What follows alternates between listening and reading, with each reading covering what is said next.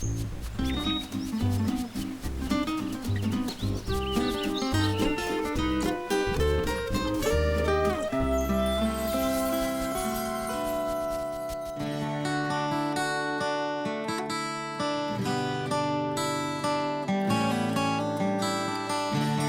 plantes indigènes à la France se réduisent à un très petit nombre et c'est à nos voyageurs botanistes que nous devons la plupart de celles que nous possédons. Le Jardin du Loriot à Venanceau a créé le circuit des explorateurs botanistes. On en parle avec Monique et Jacques Chaplin, les propriétaires du jardin. Jacques, est-ce que vous pouvez nous expliquer, nous raconter plutôt, pourquoi vous avez souhaité mettre en avant ces explorateurs botanistes ici, au Jardin du Loriot à Venanceau? Alors, dans un premier temps, on a dédié notre parc, on a mis beaucoup de bambous, on a dédié notre parc à un naturaliste qui a consacré sa vie au bambou. Voilà. Bon, ça nous fait un écrin de verdure, et puis au fil du temps, on s'est dit il faudrait mettre de la couleur devant cet écrin de verdure. Les nymphéas sont arrivés. Les nymphéas sont arrivés, par le biais tout simplement de Clémenceau et de Monet. Chez Monet était justement une relation de Jean Houzeau de Lehay, qui a été le naturaliste qui a fait des travaux considérables sur les bambous. Donc j'ai retrouvé dans les archives tout simplement des lettres qu'il échangeait avec Monet. Et c'est ainsi qu'on s'est dit, on est en Vendée, il y a Clémenceau, il y a Monet qui est venu 2 fois en Vendée, et on va mettre des nymphéas. Donc, première étape, après les crins de verdure, les nymphéas. Et puis, ça, c'est des plantes d'eau. Beaucoup de nos plantes viennent de l'Himalaya, parce que l'Himalaya, les contreforts de l'Himalaya, exactement, c'est le jardin de la Chine, et nos missionnaires ont pris un malin plaisir à préserver la variété floristique des contreforts de l'Himalaya, et c'est ainsi qu'on s'est intéressé aux missionnaires botanistes, on pourrait dire les pères de la botanique, en quelque sorte. Qu'ils soient français ou étrangers, ici, vous leur faites la part belle, finalement, avec des moulins à prière. On va ainsi raconter un peu leur aventure, c'est ça? Alors, quelques illustrations. On honore 10 explorateurs, botanistes des contreforts de l'Himalaya. Et pour certains, on a fait des liens. Ils ont tous des relations entre eux.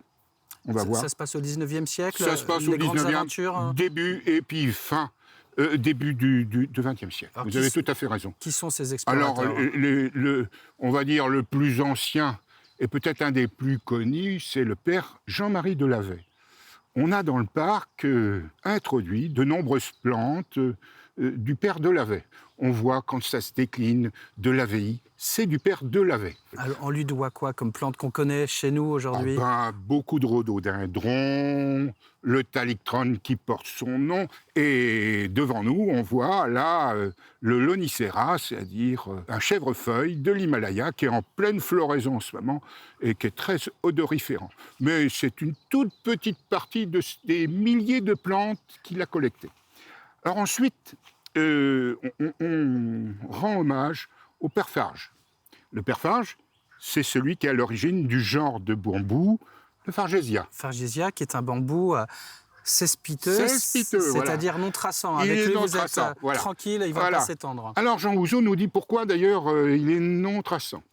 Parce qu'il vient très haut.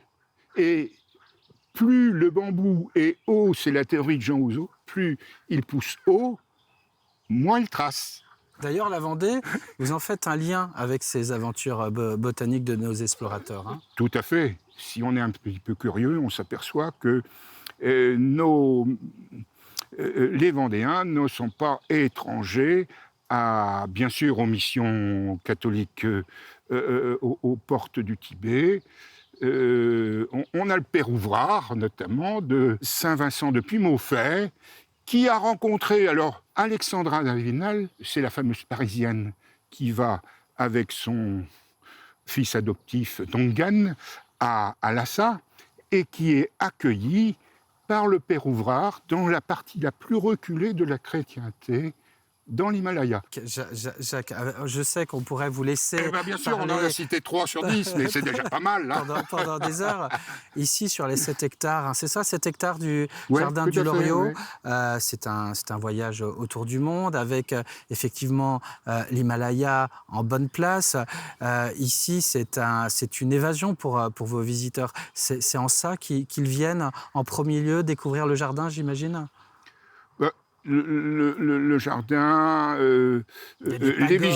les visiteurs, oui, c'est un voyage. Surtout avec la crise qu'on a traversée, qui limite les voyages, on s'aperçoit que finalement, on peut trouver au bout de son jardin le bout du monde. C'est le cas ici. Et voilà, on peut trouver le Japon, on peut trouver Là, nous sommes en Indonésie. en là. Indonésie, Avec- là où était Clémenceau. Chaque explorateur a le droit à son moulin à prière et on peut y lire les aventures de ses explorations, de ce qu'il a rapporté Oui. et qu'on le retrouve parfois ici ou là Oui, vous avez raison. dans le Parfois, jardin. c'est tellement vaste. Si on prend Roch, c'est des centaines de rhododendrons qui ont été répertoriés par lui. On retrouve, nous, on s'amuse à retrouver, parce qu'ils ont fait, ces explorateurs, un travail extraordinaire de sauvegarde, parce qu'ils collectaient des graines. Et sans eux, notre flore, ici, ce qui nous entoure serait bien plus pauvre. Ben oui, si on regarde l'Angleterre, qui est quand même le pays par excellence déjà, mais on n'a rien. C'est extraordinaire. Forts, les Anglais, Bon, forts, on a de beaux jardins aussi en France, n'est-ce pas? Mais si on prend le jardin d'Exbury, toutes les plantes collectées par les missionnaires, les explorateurs dans les contreforts de l'Himalaya, ils ont changé complètement le paysage quand on voit la beauté des rhododendrons. Les rhododendrons, à l'origine, on n'en a que quelques-uns dans les Pyrénées et dans les Alpes. Mais c'est rien par rapport à la palette de couleurs qu'on trouve dans l'Himalaya. C'est pour ça que la Chine est vraiment un jardin extraordinaire, et ces missionnaires, ces explorateurs, ils nous ont donné, ils ont apporté de la lumière et de la couleur dans notre vie. Alors, c'est pour ça que je tenais et je continue à les honorer, parce qu'ils ont fait un travail de sauvegarde de plantes et ils nous ont permis de voir le monde dans toute sa beauté.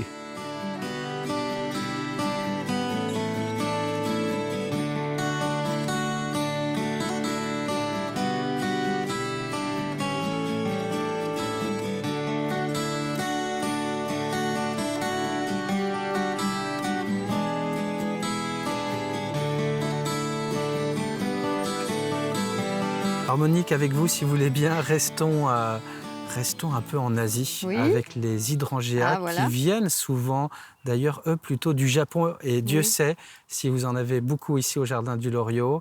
Les hydrangeas, c'est toute une famille avec des coloris, des formes, des décors assez différents. Et c'est la bonne époque pour les découvrir oui, en absolument. juillet. Hein. Tout à fait, oui. Ils sont en pleine floraison, là. Ils sont très en avance cette année. Donc, ils sont en pleine floraison. Moi, j'adore cette fleur parce qu'il y a une palette de couleurs extraordinaire, du blanc, du rouge, du rose, toutes les couleurs. Et puis, alors, des formes également, en boule, aplatie, en panicule. Voilà, donc c'est très, très beau. Le premier botaniste qui a introduit l'hydrangea, c'était Friedrich von Siebold, donc un Allemand, qui travaillait pour la Compagnie des Indes et donc qui était au Japon, qui collectait des plantes au Japon. Donc il s'était marié avec une japonaise et puis voilà qu'un jour il revenait en Europe avec tout un chargement de plantes, hein, notamment d'hydrangea, et son bateau a fait naufrage au large des îles du Japon. Et quand on a récupéré ses affaires, les Japonais ont découvert des plans stratégiques, militaires. Donc il a été accusé d'espionnage et expulsé du Japon. Et donc, il a quitté sa femme et il ramenait un très bel hortensia. Et il a donné à cette hortensia le petit nom qu'il donnait à sa femme, Otaxa, qui veut dire ma plus belle plante. Voilà. Oh, mais c'est mignon comme histoire. Oh, tout mignon, oui. Non, Alors, voilà. au Jardin du Loriot, pour quitter un peu l'Asie, nous avons en 2020 une nouveauté qui va plaire, ou qui risquerait de plaire à toute la famille, Absolument. avec une succession de jeux pour découvrir des plantes particulières. Ce sont des plantes à sorcières et vous avez même créé une maison, la maison de la sorcière oui, ici. Oui, tout à fait. Alors, cette idée nous est venue parce que nous avions visité un jardin en Angleterre, à Hestercombe, et il y avait une grotte de la sorcière. Et on s'est dit, tiens, c'est quelque chose d'attrayant et qui aurait tout à fait la place dans notre jardin. Alors, le projet, ça fait 3 ans que ça, le projet a mûri, et puis nous avons fini par construire la maison de la sorcière, et puis à inventer tout un jeu qui est à la fois donc... c'est ludique, mais c'est aussi pédagogique et instructif. Il y a tout un parcours, je crois. Alors, donc, c'est un parcours déambulatoire dans le jardin. Donc, il y a 7 étapes. À chaque étape, il y a des épisodes qu'on a inventés. Il y a toute une histoire de la sorcière avec des personnages. Il y a 7 personnages. Elle se fait aider par notamment, on fait le lien avec l'Asie, par un magicien birman, Zoji. Et puis, ça finit évidemment par le secret de la mandragore. Qui est l'une de ces plantes à sorcières. Qui est une de ces plantes à sorcières, tout à fait. Quels sont d'ailleurs les autres noms de plantes que l'on va pouvoir justement, découvrir ici il y a 14 plantes à sorcières à découvrir. Alors, il y a la kélidoine, il y a l'aquilée, il y a l'absinthe, il y a l'angélique, alors il y a la mandragore, évidemment, et puis il y a l'aubépine. Donc, alors, ce sont des plantes avec lesquelles les sorcières faisaient leurs filtres, faisaient leurs onguents pour rentrer en transe, tout ça. Mais également, ce sont des plantes médicinales, parce que les sorcières étaient aussi des guérisseuses. Donc, toutes ces plantes ont une utilité médicale, peuvent soigner.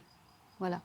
Donc, ce sont des plantes à découvrir donc, dans le jardin. Dans le jardin du Loriot, ici voilà. À Venanceau. J'étais ravie de découvrir tout ça avec vous. Merci pour toutes ces aventures, ce voyage en Asie grâce à nos amis explorateurs botanistes. Et puis, nous, on se retrouve bientôt, sûrement autour de la nature, pour un autre numéro des Beaux Jours.